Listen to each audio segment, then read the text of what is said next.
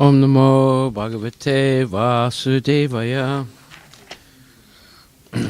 Om Namo Bhagavate Vasudevaya. Om Namo Bhagavate Vasudevaya. Nama Om Vishnu Padaya Krishna Prestaya Bhutale Shrimati Bhakti Vedanta Swami Niti Namine. Namaste Saraswati Devi Guruvani Pacharine Nirvisesa Sunyavadi Paskatya Desatarine. Jai Shri Krishna Chaitanya Prabhu Nityananda Shri Advaita Gadadhar Shivasari Gaura Bhaktivinoda Hare Krishna Krishna Krishna Hare Hare Hare Rama Rama Rama Hare Hare. Itai Gaur Premanandi Ki Jai. Srila Prabhupada Ki Jai. So today I read the homework of Shrestha, of Samarth, and Prabhulika. All three of you did excellent research and work. And all three of you had a little bit different approach, and it was very interesting what you wrote. And I just want to go over the main points. The idea was to try and understand this important verse, Canto 2, Chapter 9, Text 34. Whatever appears to be of value, if it is without relation to me, has no reality. Know it as my illusory energy, that reflection which appears to be in darkness. So if we take that last phrase, that reflection which appears to be in darkness, again, that's an extremely profound phrase by Srila Prabhupada. Now, what is a reflection which appears to be in darkness? Do we have an example of it? Well, yes. If you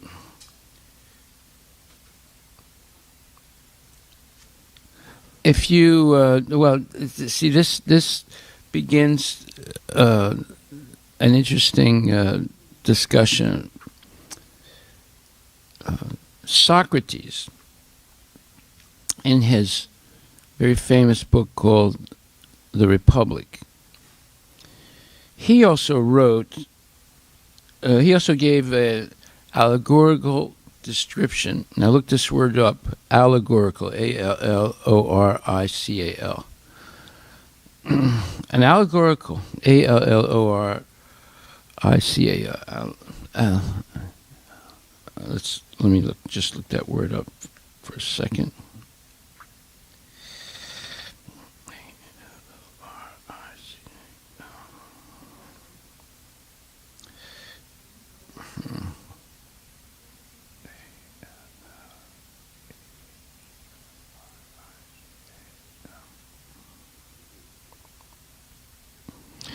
A-L-L-E-G-O-R-I-C-A-L, allegorical. That is, it comes from the word allegory. Allegorical is the adjective, allegory is the noun. And it says,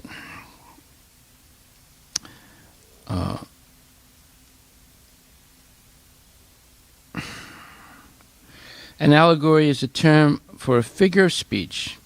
It is a story or picture with a hidden meaning. The characters or allegories are symbols which represent particular ideas. The story has a figurative meaning, not just a literal one. A fable or parable is a short allegory with one basic idea, a moral. Okay, so you want to look this word up. It's a very important word. And when it says a reflection which appears in darkness. So in the Republic, by Republic was written by Plato. I'm sorry. Plato was the disciple of Socrates, but he was a good disciple, so he was repeating this allegorical example of how the living entity in the material world perceives things. And he said that everyone in the material world is living like in a cave. And they never see the light of day. However, they see shadows of things. And those shadows are projected by these demon-like persons. So these people are living in the cave. They're all sitting in a seat, and they're tied to the seat, and they're facing a wall. So they never see the outside of the cave. They never see the sunlight. But what they see is projections of things that appear like shadows on the wall. And that's all they know of as reality.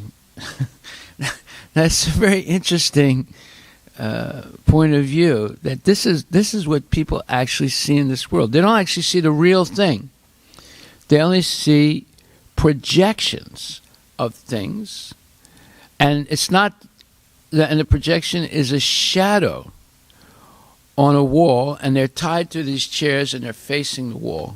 Now, this is an extremely fascinating thing, and it's very similar to what's being said here, that know it as my illusory energy, that reflection which appears to be in darkness. Now, it's not exactly the same thing as being said here, but it's the same idea, that we don't really see things in the real way.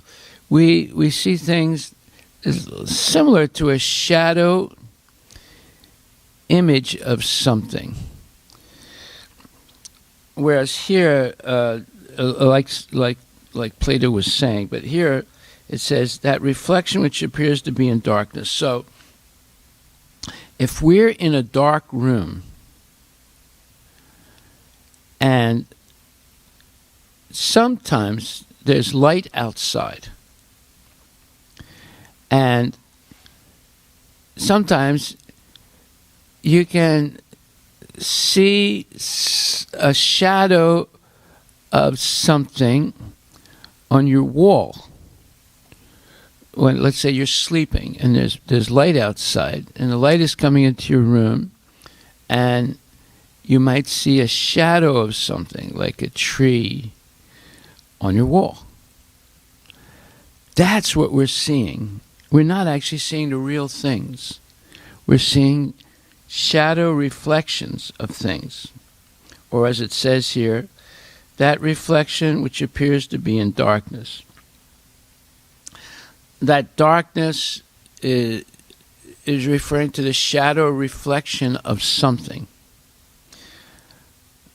Now, why does Krishna describe it like that? And why did Socrates explain to his disciple Plato that this is it's called the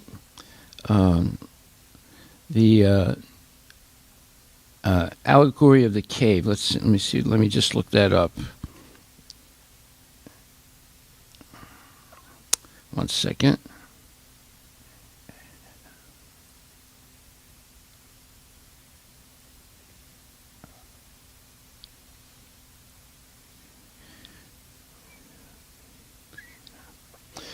So that this is your homework. You want to look up the allegory of the cave, or Plato's cave, Plato apostrophe S, cave. And it says, the allegory of the cave, or Plato's cave was presented by the Greek philosopher Plato in his work Republic to compare the effect of education and the lack of it on our nature. It is written in a dialogue between Plato's brother Glaucon and his mentor Socrates, narrated by the latter, narrated by Plato. So, now this is extremely interesting. It says, it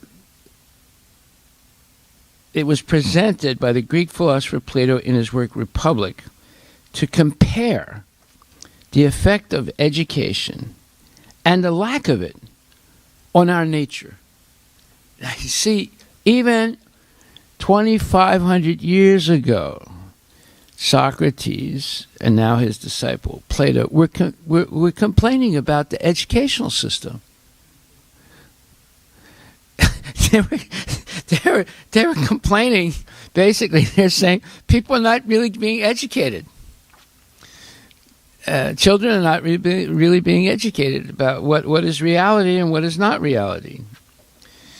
And if we, I mean, this is amazing, right? So it says here, the allegory of the cave, or Plato's cave, was presented by the Greek philosopher Plato in his work Republic, written about 514 years before, or to 520 years before the appearance of Jesus. That's like 2,500 years ago. To compare the effect of education and the lack of it on our nature. It is written as a dialogue between Plato's brother Glaucon and his mentor Socrates, narrated by Plato. The allegory is presented after the analogy of the sun and the analogy of the divided line. All three are characterized in relation to dialectic at the end of books 7 and 8. Okay, now this gets a little complicated. This word dialectic is another philosophical word, and you have to look it up. It's D-I-A-L-E-C-T-I-C. D-I-A-L-E-C-T-I-C. What does dialectic mean? It's a discussion between two or more people holding different points of view about a subject, but wishing to establish the truth through reasoned arguments. So that means there's two people, they both have a different point of view, and they're discussing this issue in which they both have a different point of view, but they're trying to figure out what the truth is about this issue. So it's something like a debate, but not completely. And they can't bring up what's called emotional arguments. They have to speak in simple terms and direct terms, and they have to not divert attention to emotional, not by not using emotional language or getting angry or anything like that, right? And now, therefore, it has a bigger meaning. However, dialectic is a way of analyzing things, just like Karl Marx, the father of modern communism, he said that everything can be explained in terms of the struggle between the workers and the owners of companies, or the proletariat and the bourgeoisie. Or in other words, you don't have to learn those words, but he said that everything can be understood as the struggle between those who have not and those who have, or the people who are capitalists and own factories, and the workers. So that is a way of analyzing history. So that's called also a dialectic. It's a way of understanding things, and it gives a framework in which you can understand all history. Now, it's not necessarily true, but that was the way Marx was analyzing the history of the world. And then eventually he came up with the idea of communism, that the workers should own the factories. And the workers should have equal share in the profits. And in other words, he wanted to get rid of the owners. However, Marx, he got the idea of this dialectical way of analyzing history from a previous philosopher named Hegel. And Hegel said, his dialectic was the following. He said that all history is one of a hypothesis. Let's see, what did he say? He said there is a hypothesis, an antithesis, and there's a synthesis. That means you have an idea, and then over time the opposite idea comes up, and then over time a synthesis of the idea and its opposite form a new idea. And then again there's a opposite idea that comes up, and then there's a new synthesis where they sort of blend the original idea with the opposite, and they come up with a new thing. Just like, and I'll give you a practical example. China was started, in modern China, was started as a communist country, just like Russia also was started as a communist country. And the communists were completely against capitalism. Capitalism where individuals own property and wealth. And communism is no individual can own property or wealth, only the commune or the citizens of a state own property, and there's a partition, or there's equal distribution of the wealth. Okay, that's a simplistic explanation, right? A simple explanation.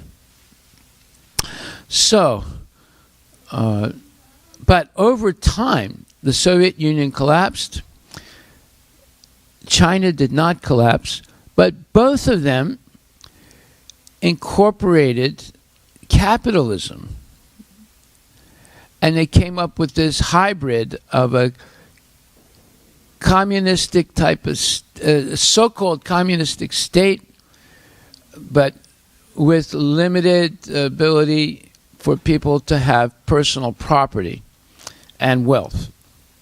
So there was sort of a blend of these two opposites, communism and capitalism, and now you have a new thing called capitalism, right? So China is like that. It's the government is communist, but the people are given something that they never had before. When China was ruled by Mao Zedong, you have now personal property. So you have more billionaires in China today than you have in the United States. But still, the government is communistic. In other words, anytime they can seize the property of the capitalists if they want to. So you have, Elon Musk. He has a big factory producing Teslas in China, which has a communist government. But the communist government sort of has mixed the economic idea and permits capitalism on a limited basis. So that is a thesis. It's not an antithesis, but a thesis, an antithesis, and a synthesis. You're beginning with an idea, then the opposite idea comes up, and then the two sort of blend together, and you have a hybrid called a synthesis, where they sort of mix together. And then that synthesis becomes the next idea or thesis, and then there's the opposite to that comes up, and then there's another synthesis, And that becomes the idea in the next generation or the next century or whatever. So this is a way to interpret the development of human civilization. Of course, these things are based on speculation, but you see how clever and intelligent the speculators are, like Hegel and Marx and so forth. They don't get it right, but it looks right and sounds very philosophical and intellectual and so forth. Okay, so now why did I bring this up? Because our dilemma in the material world is, right from Bhagavatam and then Socrates and Plato, you have to understand everything originates from the Vedic culture. And the seat of the Vedic culture was Hastinapur, at least 5,000 years ago, when Maharaj Yudhisthira was the king of the whole world. And the Kuru dynasty, governed the whole world. And therefore, there were strong relationships between Greece and what's called India today, 2,500 years ago, even 5,000 years ago. But as you take the Vedic culture west, it becomes more and more impersonal, and eventually becomes atheistic. So Socrates and Plato, although they were brilliant philosophers, they didn't get it all right. So, and I'll explain this more in later classes, but they did have some things right. So the idea, the allegory of the cave, is very interesting because it's very close to what this verse is talking about. That what we see in this world is actually an illusory representation, and it's compared to a reflection which appears to be in darkness. Now, let's look more carefully at how Socrates explains it to his disciple Plato. And this is your homework. You have to look up this allegory of the cave by Plato in the Republic. So Socrates explains in the Republic that his disciple Plato wrote. He says, Socrates explains how the philosopher is like a prisoner who is freed from the cave and comes to understand that the shadows on the wall are not reality at all. For he can perceive the true form of reality rather than the manufactured reality that is the shadows seen by the prisoners that live in the cave.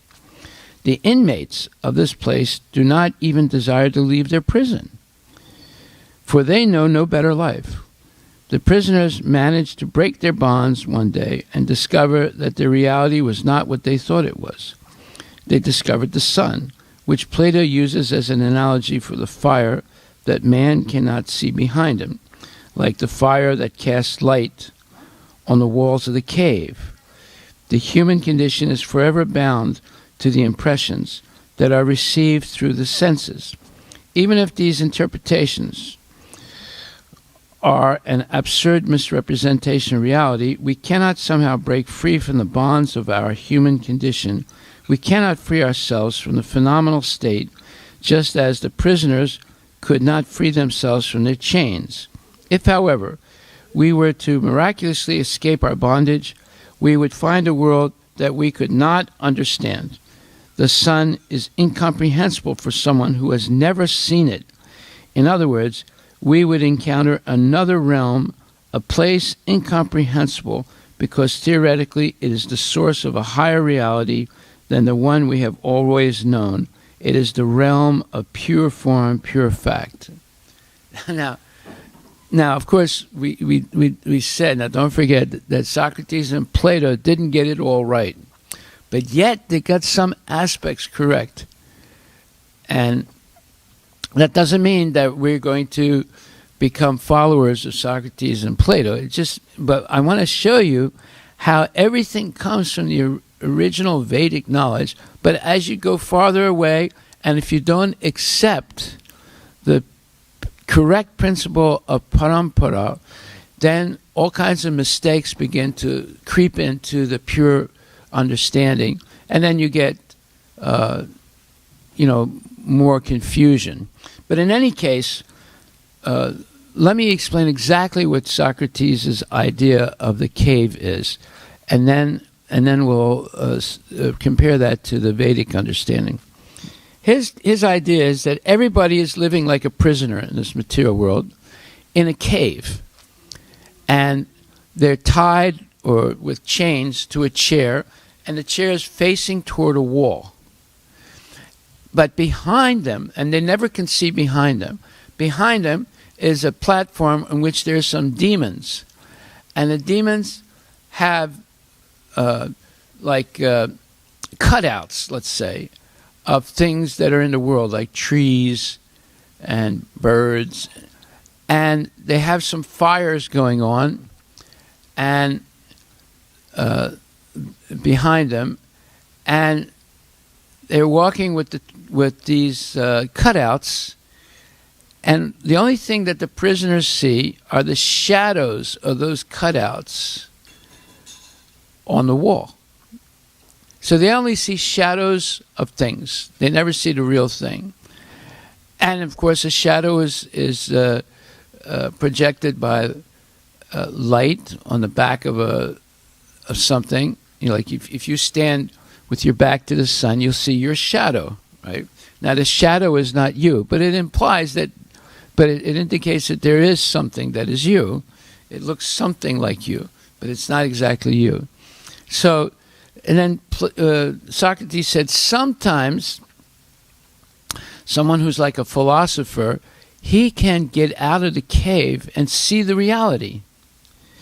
He can see the sun. Now, the sun is always an image of light, just like we say the Gayatri mantra, Om Bhur Bhuva Swaha Tat Savitur Varenyam Vargo Devasya Dhimahi Dhiyo Yona Prachodayat. That first line of the Gayatri mantra is directed toward the sun, because the sun is the source of all energy and light, and the sun is compared as to one eye of Krishna, the other eye being the moon. And it is the source of all knowledge. If there's no sunlight, you can't see anything. But Socrates' point is that the philosopher that escapes from the prison of the cave, he comes out into the sun. Now he sees the real objects. He doesn't see the shadows of them. And he understands what reality is. Now, when the prisoners escape, they come out, but because they're not philosophers, they don't believe what they see. And they go back into the cave and want to be prisoners and see only the shadows. So this is more or less the position of living entities in the world today. Most people are atheists or impersonalists. And an atheist and impersonalist both reject the idea of God. The impersonalists say God is a force. The atheists say there's no such thing as God. They only believe in energy. So it's almost the same position. And therefore, if they hear about the spiritual world, if they hear that there's life after death, if they hear about the different Vedic explanations of the spiritual world, they don't believe it. So they're like the prisoners who escape from the cave, come out into the sun, see reality, and reject it. And they said, "This is not. We don't like this. We want to go back into the cave and be prisoners and just see the shadow of reality." So your homework is to read again carefully 2nd Canto, Chapter 9, verse 34. Find out about the allegory of the cave, study it a little bit, and then I'll say, okay, I'll finish right after the opening of deities.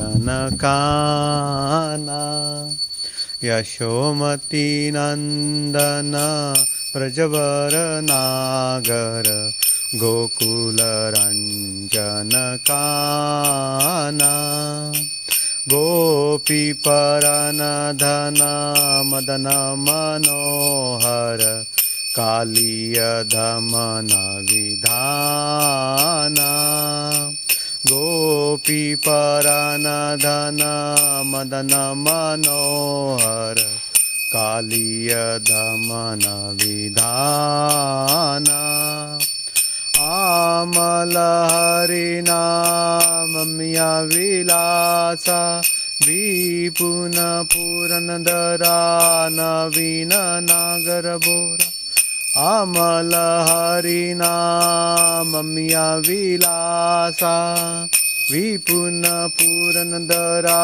Navina Nagarabora Bansi Badana Suwasa Bansi Badana Suwasa Braja Jana Palana Surakula Nashana Braja Jana Palana Surakula Nashana Nanda Godana Rakvala Nanda Godana Rakvala Govinda Madhava Navanita Taskar Govinda Madhava Navanita Taskar Sundara Nanda Gopala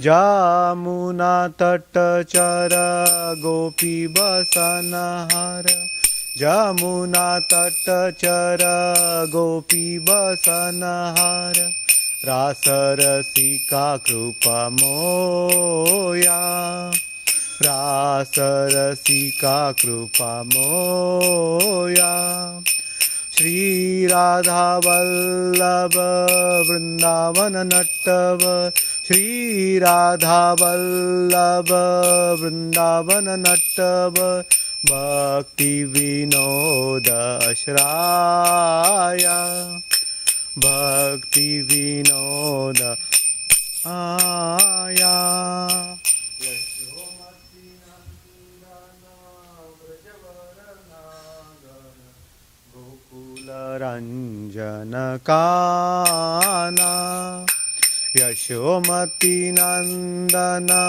Brajavaranagara Gokula Ranjanakana Gopi Paranadhana Madana Manohara Kaliya Dhamana Vidhana Gopi Paranadhana Madana Manohara Kaliya Dhamana Vidhana Hare Krishna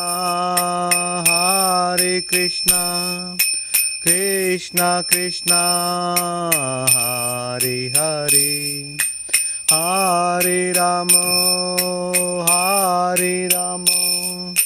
Rama Rama Hare Hare Jaya Radha Nila Madhav Radha Nila Madhav Radhe Jaya Jagannatha Jaya Baladeva Jaya Subhadra Jaya Sitaram Jaya Sitaram Jaya Lakshman Hanuma Jaya Lakshmi Narasingha Jaya Lakshmi Narasingha Jaya Lakshmi Narasingha Jaya Lakshmi Narasingha Jaya Gauranitai Jaya Gauranitai Jaya Gauranitai Jaya Gauranitai Jaya Jaya Prabhupada Jaya Jaya Prabhupada Jaya Jaya Gurudev Jaya Jaya Gurudev Nitai Gaur Haribo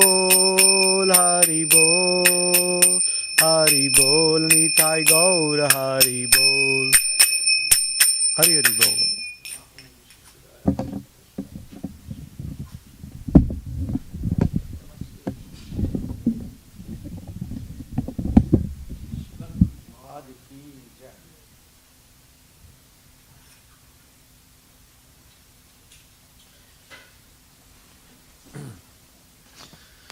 Haribol, Haribol, Haribol.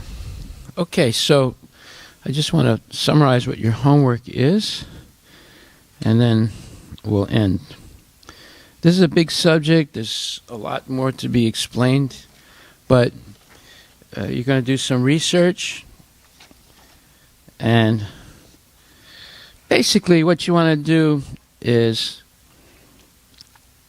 compare Socrates' allegory of the cave with this verse, 2nd Canto, 9th chapter, 34th verse. And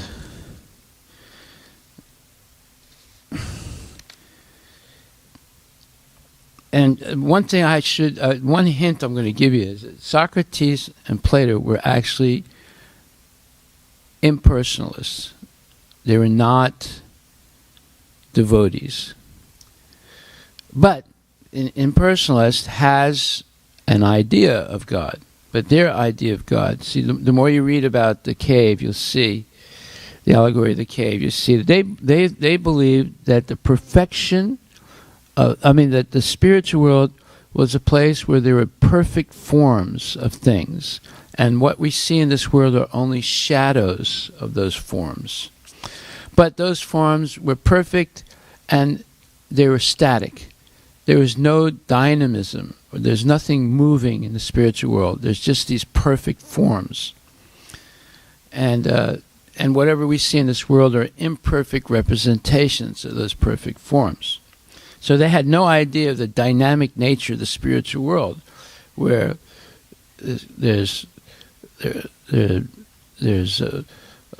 Dwarka, major city, very sophisticated, everything is perfect and beautiful, and Krishna with his queens, 16,108 queens, or even more than that, and everything is infinite and great. And then there's Vrindavan, which is very simple, there's only natural beauty of nature, and Krishna's absolutely charming pastimes with the gopis and the cows and so forth. I mean, they had no idea of that. Absolutely no idea. They only had idea of a static world where there's no movement at all, but there's perfect forms of things, like the perfect bird, the perfect table, the perfect mountain. And what we see in this world are just shadow representations of it. So you have to understand that. Don't think, if you're going to look at the allegory of the cave, it's not that it's perfect knowledge. It's incomplete knowledge. But it has some part that, and now you can see how everything originally comes from the Vedic culture, but then the farther you go away, and the fact that people don't accept parampara, then they get pieces, parts and pieces of the truth, but not the whole truth, and eventually even that part becomes contaminated, and you end up with basically nothing. So anything that deviates from Krishna is going to be illusory. So the allegory of the cave does not give a true representation of reality, but it gives something. So you see how now everything is coming from the original Vedic knowledge. However, when you come into more modern times like today, they base all their ideas on imperfect representations of people like Socrates and Plato. So there's a movie that was made called Matrix. And Matrix is based on the allegory of the cave, and it was a very popular film. So this proves that movies cannot really teach you anything, and most of the movies are based on imperfect philosophical concepts. A movie is simply entertainment. You don't really learn anything from a movie. But if you sit down and listen every day to Bhagavad Gita and Srimad Bhagvatam, then you really learn. But you don't learn anything by watching a movie. But you're entertained. And even though the background of the movie may be some high philosophical idea, still, if it's not based on the Vedic knowledge, it's going to be misleading. And even if it is based on the Vedic knowledge, movies never really teach you anything. Comic books don't really teach you anything. Novels written by imperfect people don't really teach you anything. If anything, they condition you to more illusion. So your homework is to compare Socrates' allegory of the cave to this verse. Notice Socrates doesn't really mention God. He talks about the philosopher, but not about God or Krishna. And he has no knowledge about Krishna. Okay, so then another hint to understand this is in Bhagavad Gita, 15th chapter, verses 1, 2, 3, 4. This is the explanation where Krishna says that he explains the imperishable banyan tree with its roots upward and its branches downward. So if you want to go deeper into this subject, you can read those 4 verses and the purports. And that explains why people do not see reality in the material world. Not only, so the cave is another way of explaining why people don't see reality in the material world, but the Bhagavad Gita 15 chapter 1, 2, 3, 4 is much more detailed explanation of why people don't see the reality, real things in the material world. Okay, so that's your homework. You have reading to do. You have to think creatively. Now, I read Shresta's and Samarth and Pavalika's homework, and all 3 were good. Shresta's was very complete, and Samarth was very, very complete. Pravalika was more summary, but all 3 dealt with the topic very well. And I want to congratulate you. We're getting into more, let's say, sophisticated type of learning, where you have to do research, you have to write an essay, and this is good for you. I mean, you might find it hard in the beginning, but as we go along, you'll get more and more better at it. And this is what you have to do in colleges and universities. But instead of learning something nonsense and spending all that time and research, but ending up with a nonsensical conclusion, at least we're dealing with the truth based on the Vedic knowledge. That's much better than having to do all the same thing, but based on nonsense and speculation. Okay, if you have any questions, you can ask them now. Type them out, and Daniel will tell me what your question is. I'll wait a couple minutes. And if there are no questions, then we'll end the class. Hare Krishna.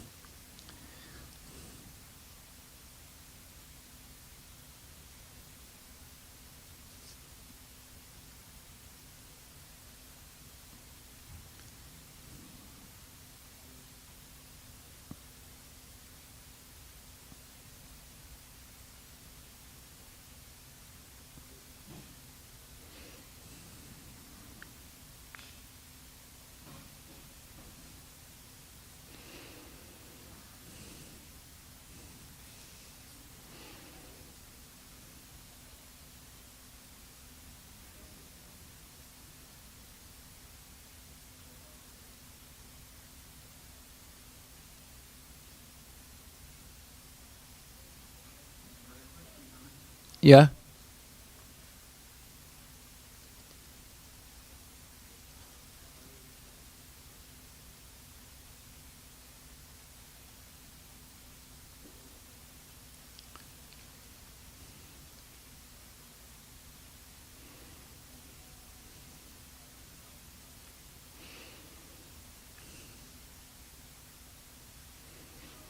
How is the world? Explain how the world is outside the cave, presumably Plato's cave. Well, it describes that there's sunlight, real light, right? There's not shadows. And then in the real light, they see the real bird, the real tree, the real mountain, the real river, the real grass, and so forth. But those things are temporarily real. And beyond those things is the world, the spiritual world as described by Plato and Socrates. That is the world of perfect forms, right?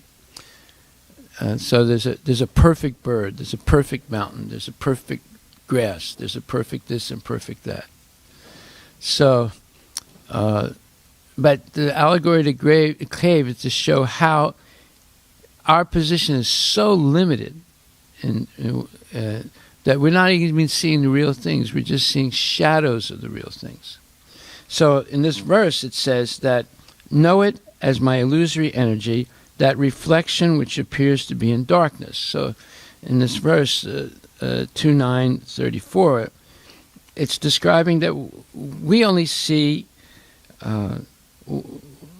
reflections of something in the darkness. So that's like seeing things in the cave only, right? And we're not seeing the real things. The real thing are the spiritual world, and it's not static like Plato and Socrates said. It's a dynamic world where everything's eternal and always increasing infinitely. Nothing is static. And it's perfect, but perfect in the sense that there are relationships, there's God, there are living entities, there's Dwarka, and then there's Vrindavan, and there's Mathura, and, you know, it's completely different than what Socrates and Plato are talking about. The second question, what does it mean by motionless perfect form? It's like this. You see, like the Greeks did this. They made beautiful sculpted statues. And those statues look perfect.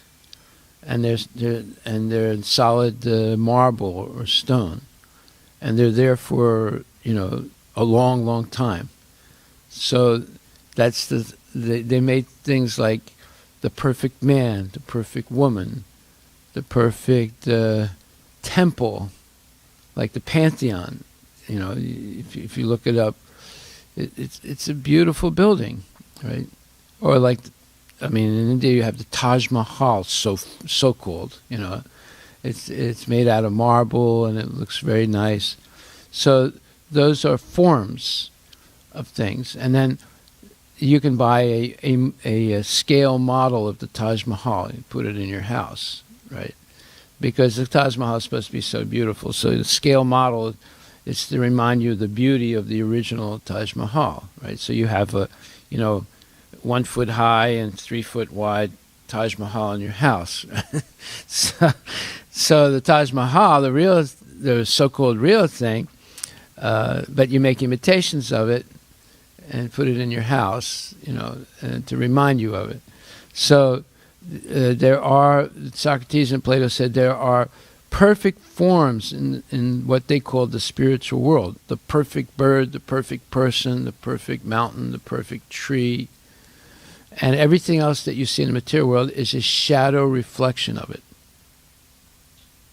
Okay. My question that's not in here is, Arjuna had to be given eyes to see Krishna in this form. That's also represented in the cave? Okay, Daniel's question is, Arjuna was given eyes to see the universal form of Krishna, and then eventually he saw the Narayan form or Vishnu form, and then he wanted to see Krishna's form. Yes, but when you say he gives you eyes, what does that mean? It means that he illuminates your eyes with the correct understanding of the Vedic knowledge.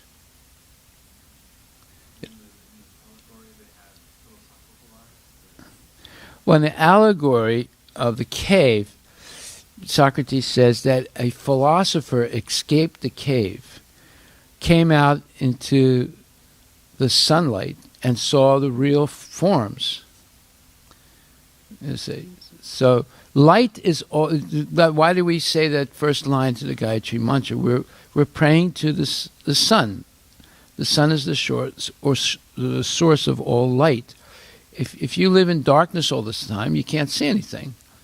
It's only when there's light, when the sun comes up, that you can see things. You can see forms, you can see trees, you can see mountains, you can see rivers, you can see buildings, right?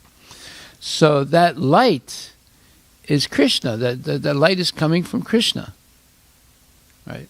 So the light of knowledge, just like in the 10th chapter, verse number 11, it says, Tesam evanakam partam aham agyanamam tama nasyami atmabhavasto jnanadipena basvato. So Krishna tells Arjuna, this is one of the nutshell verses of the Bhagavad Gita, he says, to show them special mercy, he's talking about all people, I, dwelling in their hearts, destroy with the shining lamp of knowledge the darkness born of ignorance. So the shining lamp of knowledge, what is that? That's Krishna's words. He destroys the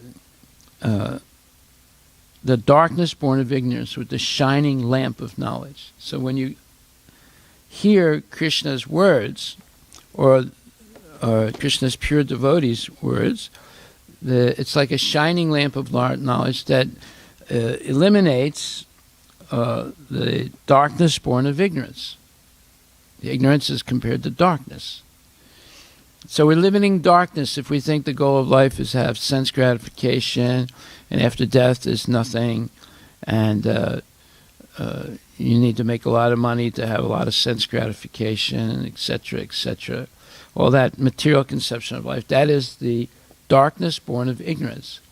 And the light of knowledge is understanding that this world is only a shadow reflection of the spiritual world. And what you see here is only temporary. And that's different than what the Mayavadis say. They say what you see here is all illusion. It doesn't actually exist. And the spiritual world doesn't exist. It's just the light, the Brahman, that exists.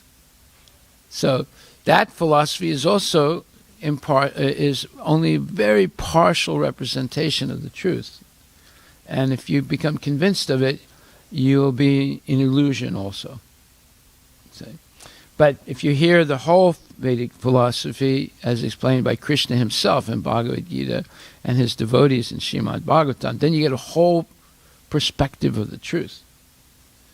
And that's called the light, the lamp of knowledge. It sheds light on this darkness that we're living in. Okay? And then one last question. Is there only one email we pull from? Because someone had a different email than No, that's the only email. Harry@uncleharrys.com.